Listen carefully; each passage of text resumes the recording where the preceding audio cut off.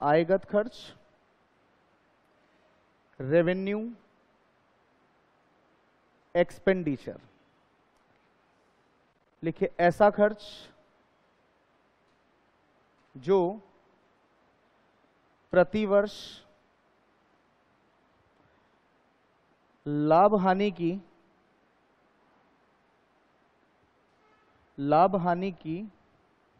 गणना में शामिल किया जाता है। ऐसा खर्च जो प्रतिवर्ष लाभ हानि की गणना में शामिल किया जाता है।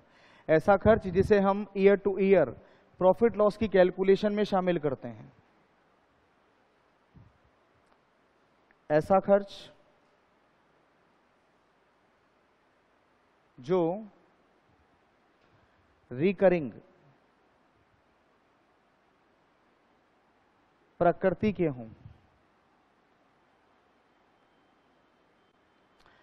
ऐसा खर्च जो रिकरिंग प्रकृति के हों। ऐसे खर्च का लेखा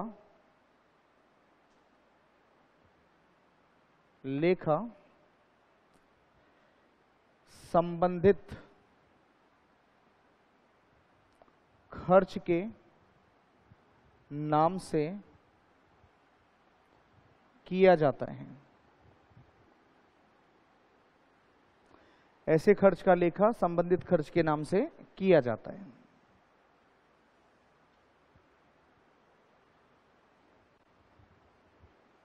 ऐसे खर्च का लाभ अधिकतम एक लेखा वर्ष होता है। रेवेन्यू एक्सपेंडिचर किसे कहेंगे? तो ऐसे सभी खर्चे जो year two year profit loss की कैलकुलेशन में शामिल हों, बाय नेचर कैसे हों? रिकरिंग, बार बार होने वाले। ऐसे खर्चों की अकाउंटिंग हमेशा किस नाम से करेंगे? खर्चे के नाम से। ठीक है। और ऐसे खर्चों का लाभ आपको अधिकतम कितने समय तक मिलता है? एक वर्ष। क्या कहलाएंगे? Revenue expenditure. For example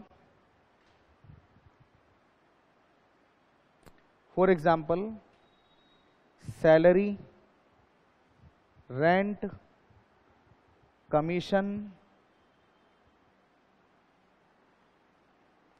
brokerage,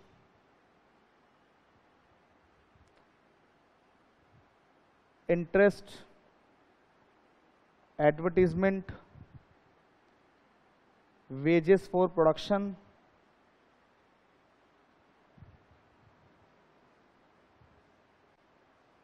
आदि।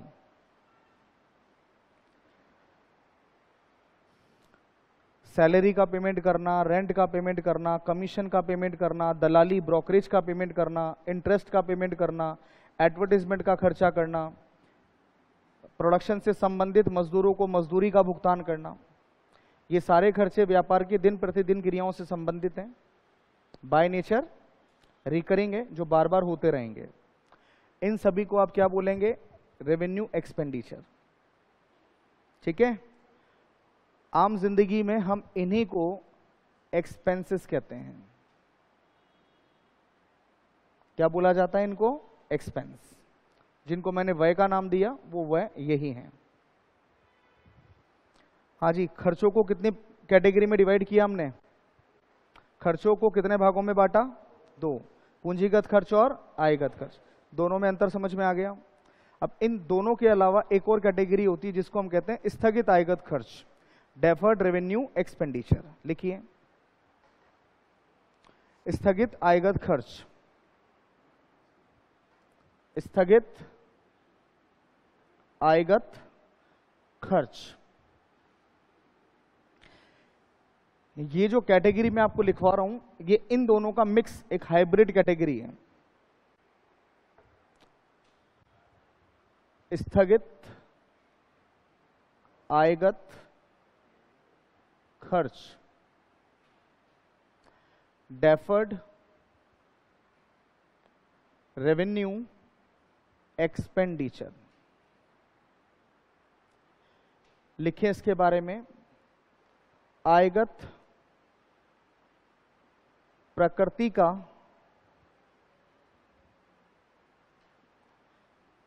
ऐसा खर्च जिसका लाभ 1 वर्ष से अधिक अवधि तक प्राप्त हो,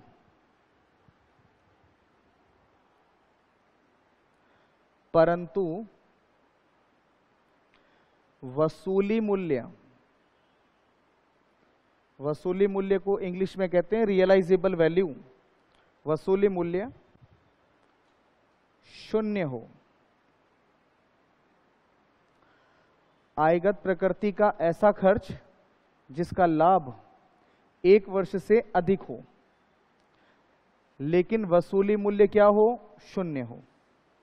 क्या कहलाता है? Capital expenditure. क्या कहलाता है? Deferred revenue expenditure. और इसका एक सबसे मोस्ट इंपॉर्टेंट एग्जाम्पल है भारी विज्ञापन खर्च। भारी विज्ञापन खर्च।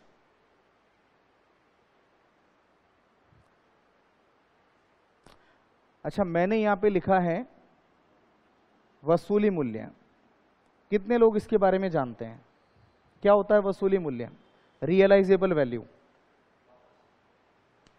अर्थात जिससे कोई पैसा हमको वापस रिकवर हो सके, जहां से हमको पैसा रिकवर हो सके। मान लीजिए आपने बिजनेस पर्पस से कुछ फर्नीचर खरीदा, फर्नीचर खरीदने पर आपने पैसे खर्च कर दिए 50,000 रुपए। अब किसी भी रीजन से आपको व्यापार बंद करना पड़ा, तो बताइए इस फर्नीचर को बेचकर आपको कुछ पैसा वसूल होगा या नहीं होगा? होगा। उसी मूल्य को हम क्या कहते हैं? वसूली मूल्य। लेकिन मान लीजिए व्यापार को स्थापित करने के लिए, अपने बिजनेस को मार्केट में पॉपुलर करने के लिए आपने विज्ञापन पर भारी खर्चा किया। अब आपको लग रहा है कि जो खर्चा आपने किया उसका फायदा आपको आने वाले 2-3 साल तक तो कम से कम मिलेगा। इस उद्देश्य के साथ आपने भारी खर्चा कर दिया। अब किसी भी रीजन से पहले ही साल में आपको अपना व्यापार बंद करना पड़ा, तो बताएं विज्ञापन पर जो पैसे आपने खर्च किए, विज्ञापन कंपनी वो पैसे आपको वापस देगी क्या? बोलिए यस और नो, देगी या नहीं देगी? तो फर्क हुआ ना।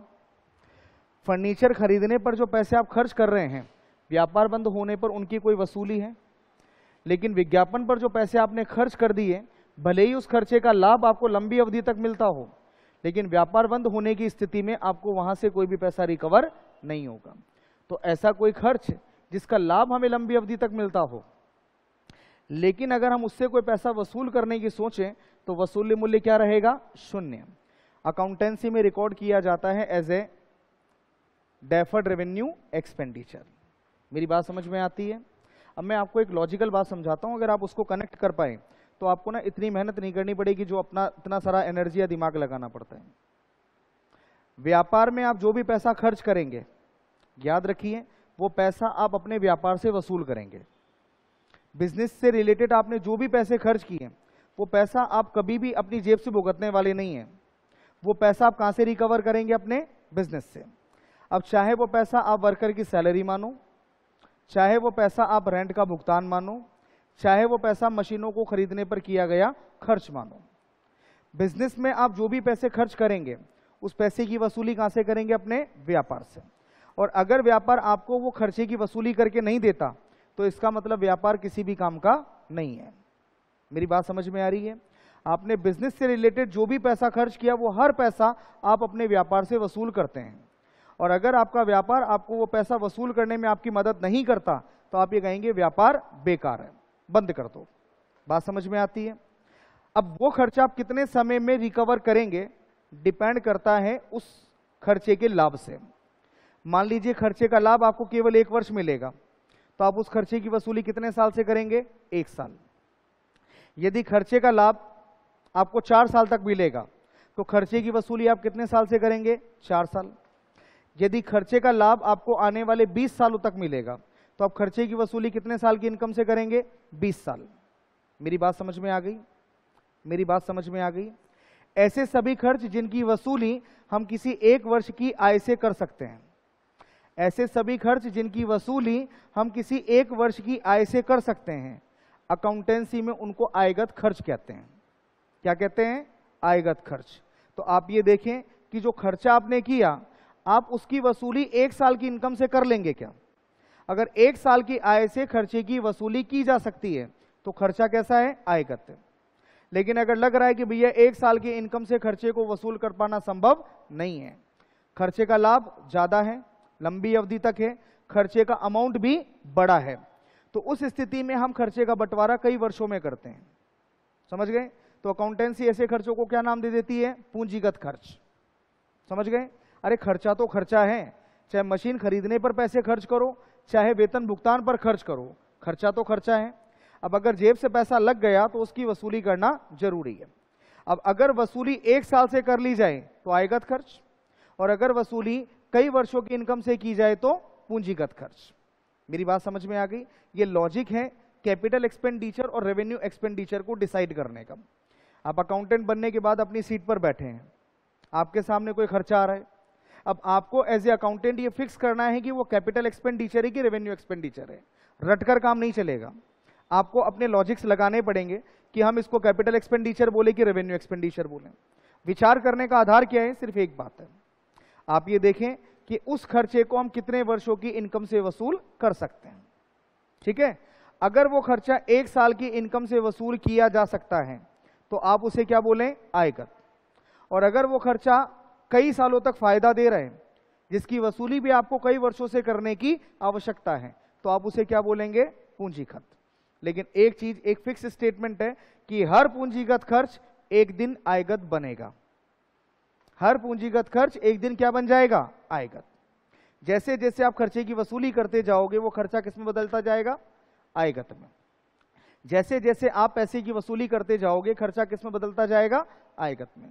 अच्छा, आप में से डेप्रिसिएशन कितने लोग जानते हैं? डेप्रिसिएशन, हाँ, जिन्होंने सुना है खाली वो हाथ ऊपर कर लें कि डेप्रिसिएशन कुछ होता है।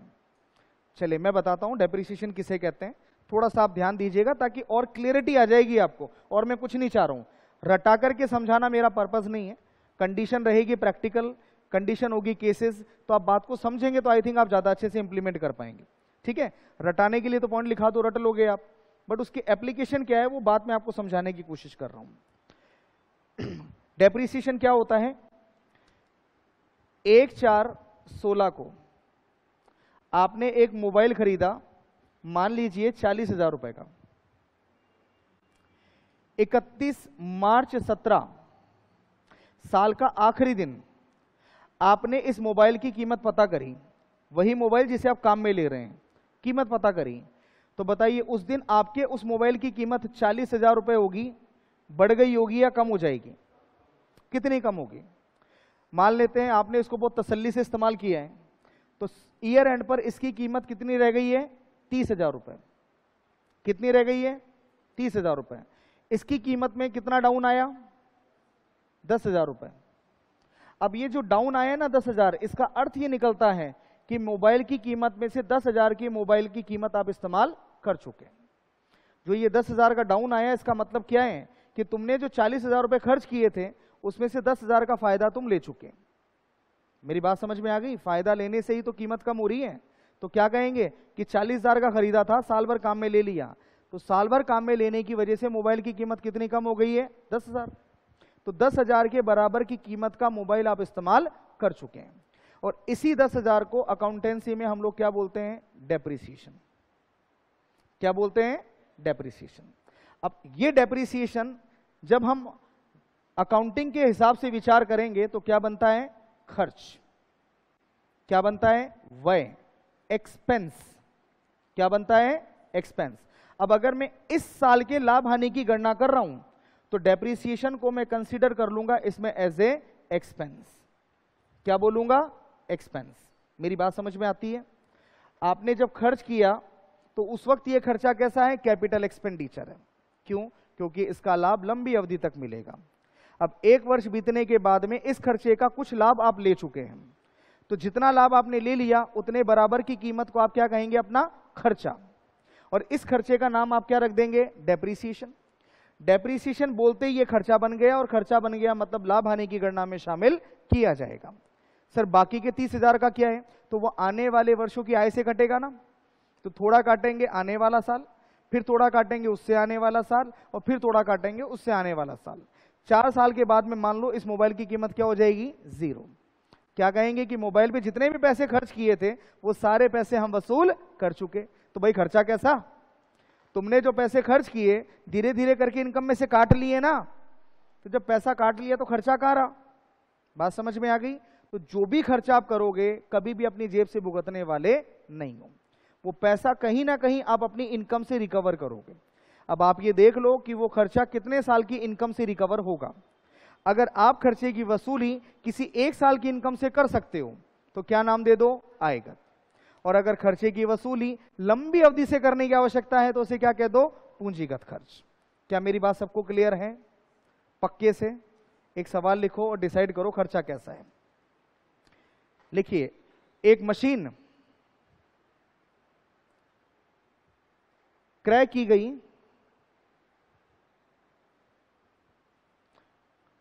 रुपए 400, रुपए 400। अब ये मत कहना कि सर 400 रुपए में भी कोई मशीन आती है क्या? आती है क्या 400 रुपए में मशीन? कौन सी मशीन आती है? कैलकुलेटर ले लो भाई, वो भी तो मशीन है, नहीं है?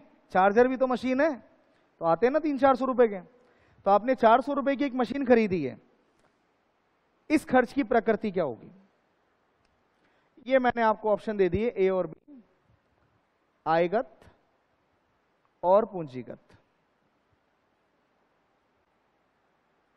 ये है महा कंफ्यूजन क्वेश्चन, ठीक है? अब इसका निर्धारण आप जो थ्योरी पढ़ी है ना अपन ने, उसके आधार पर नहीं कर सकते हो, लॉजिक लगाना पड़ेगा आपको। बताइए, आपने मशीन खरीदने पर 400 रुपए खर्च किए हैं, ये खर्चा छोटा है कि मोटा है? छोटा है। क्या इतने खर्चे को आप 1 साल की इनकम से रिकवर कर सकते हैं? क्या इस 400 रुपए के खर्चे को आप अपनी 1 साल की इनकम से रिकवर कर सकते हैं? काट सकते हैं? और अगर काट सकते हैं तो ये खर्चा कैसा बनेगा? आयकर। भले ये मशीन का खर्चा क्यों ना हो। आपने लिखा इसको मशीन है, लिख दिया ना मशीन, लेकिन मशीन लिखने के बाद भी ये पूंजीगत खर्च नहीं है, ये खर्चा कैसा है? आयगत है। अब इसका आधार क्या है? मेरा लॉजिक है। जो लॉजिक मैंने आपको बताया उस पर काम हुआ है। अब आप ये देखें, खर्चे की कीमत कितनी है? 400। खर्चा इतना मोटा नहीं है कि उसको मुझे कई वर्षों की इनकम से काटना पड़े। इस खर्चे को मैं किसी 1 साल की इनकम से काट सकता हूं ना, और अगर 1 साल की इनकम से काट सकता हूं तो लॉजिक ये कहता है कि मुझे इस खर्चे को पूंजीगत खर्च नहीं कहना चाहिए। क्या कहेंगे इसको हम? आयगत। अब आप अकाउंटेंट की सीट पर बैठ कर इसको पूंजीगत कर दिया ना, तो जैसे आप अकाउंट्स बनाओगे आपके अकाउंट्स क्या हो जाएंगे? गलत। जो एक्सपर्ट होगा वो यही कहेगा, यार 400 रुपए का तो खर्चा है, क्या जरूरत है इसको पूंजीगत करने की? पूंजीगत करने का मतलब क्या है? कि तुम इस खर्चे की वसूली कई सालों की इनकम से करना चाह रहे हो। अब बताओ 400 रुपए के खर्चे को कई सालों की इनकम से काटोगे क्या? मेरी बात समझ में आ रही है? तो कई जगह पर आपके लॉजिक्स आपको काम में आते हैं, सोच के विचार करके जवाब दोगे तो समझ में आ जाएगा। ये सीपीटी का क्वेश्चन है, सीए फाउंडेशन में लगा हुआ क्वेश्चन नहीं है कि किस तरीके के खर्चे को हम क्या बोलेंगे। इसलिए हर जगह पे रटा हुआ ज्ञान काम नहीं आएगा, कई जगह पर आपको अपने लॉजिक लगाने पड़ते हैं। बोलिए, आयगत और पूंजीगत में अंतर आ गया? डेफर्ड रेवेन्यू एक्सपेंडिचर का मीनिंग समझ में आ गया? अरे यस नो तो कर दो भाई। तो आज के लिए इतना ही। कोई आपकी क्वेरी हो तो आप बोलें। ये आज पूरे टाइम चल रही थी क्या रिकॉर्डिंग? तो बोर्ड सामने तो कुछ और आ रहा था।